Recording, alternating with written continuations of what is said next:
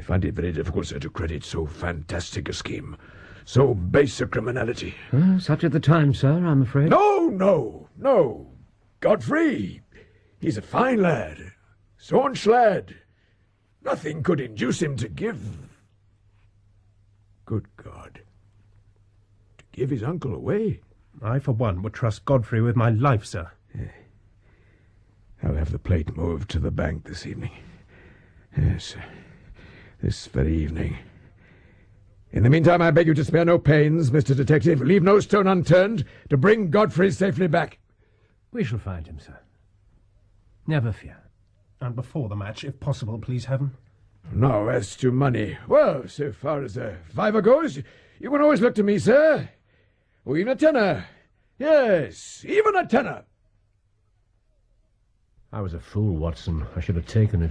The old miser is unlikely to make another such offer, even after we have found his excellent Godfrey. To which purpose our only clue directs us here.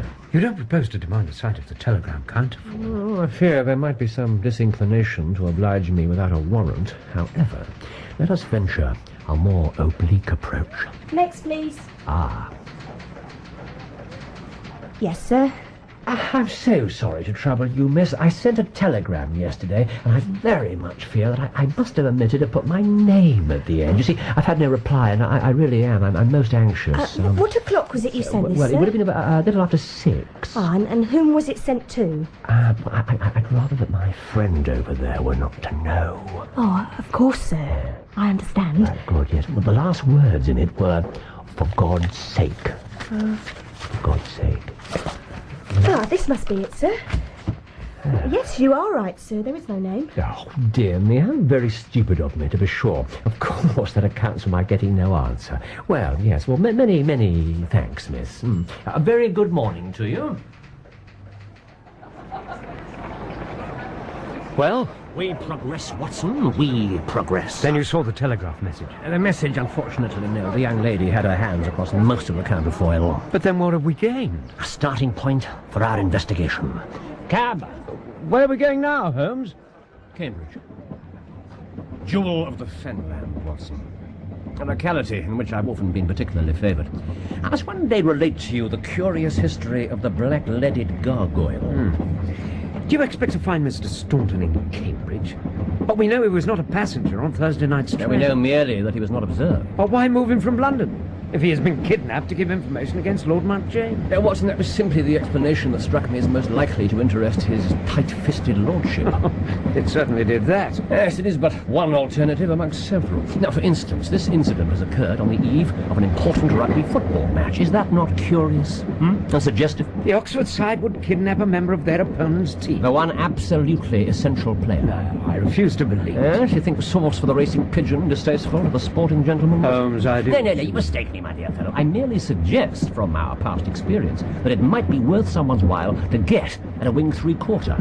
In the same way that the ruffians of the turf attend to a racehorse. But amateur sport is free from betting. Oh, come, Watson. A large number of outside wagers are placed among the public, and you could get long odds on Cambridge losing from a man who was ignorant of Staunton's disappearance. Really? Then, of course, there is still the possibility of a plot to hold Mr. Staunton for ransom. After all, he is heir to a great property. But, Holmes, none of these theories take account of the telegram. Exactly so. Stand by us, for God's sake. Everything turns on Staunton's telegram. Could it have been a desperate appeal to his own kidnapper? Well, if that is true, Watson, we are travelling towards the Lion's Den. Right, cabby.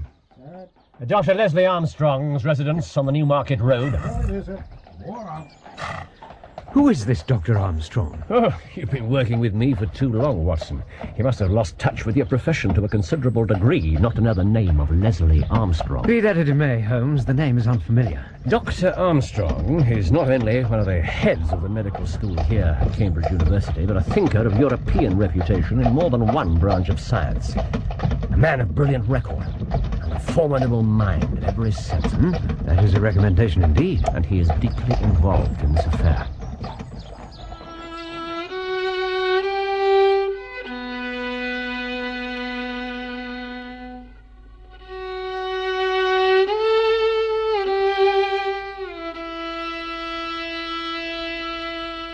Mr. Sherlock Holmes.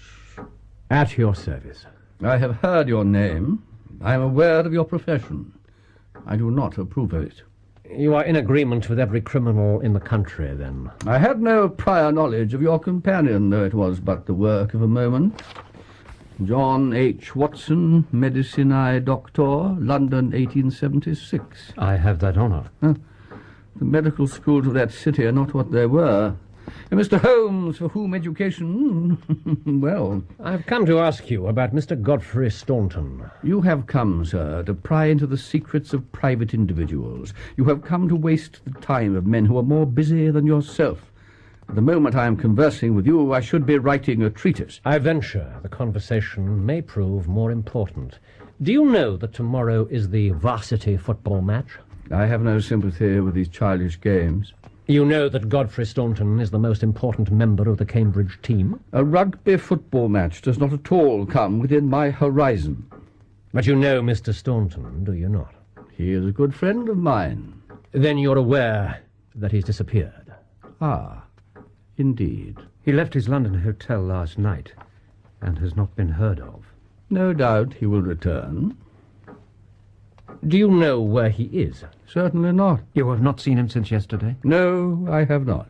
Is Mr. Staunton a healthy man? I would say so, absolutely. Have you ever known him ill? Never. Then perhaps you'd care to explain this. I do not feel there is any reason for me to render an explanation to you, Mr. Holmes. No? A receipted bill for 13 guineas? As you say. Paid last month by Mr. Godfrey Staunton, an impoverished student, to Dr. Leslie Armstrong of Cambridge, his good friend.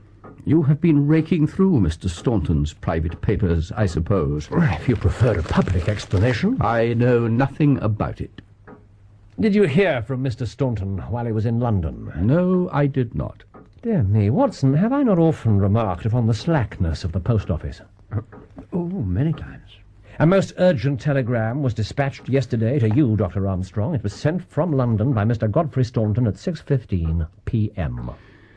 I'll trouble you to walk out of my house, sir. This telegram is undoubtedly associated with Mr. Staunton's disappearance. You can tell Lord Mount James that I do not wish to have anything to do either with him or with his hired agents. It really is most culpable that you should not have received so important a telegram. I shall certainly register a complaint on your behalf.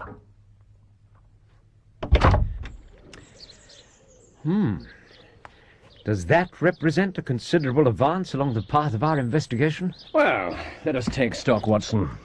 We are stranded, friendless in this inhospitable town, which we cannot leave without abandoning our case. The recipient of our only vital clue refuses to acknowledge either the telegram or any surprise at Mr. Staunton's disappearance. And we have been summarily ejected from his house. Yes, my dear Watson, we have made excellent progress. I've not seen a man more calculated to fill the gap left by the illustrious Professor Moriarty. And we may hope that Dr. Leslie Armstrong does not see fit to turn his talents in that direction. Ah, but what an adversary he would make. I'm astonished that you should hope for a successor to so dangerous a criminal, Holmes. You might as well claim that the public interest is outweighed by the mere thrill of your chase. No doubt you're right. The little inn across the street now. What? Singularly adapted to our needs, wouldn't you say? Admirably. Be a good fellow, engage a front room now, will you, and purchase the necessaries for the night. And you? I shall have time to make a few inquiries.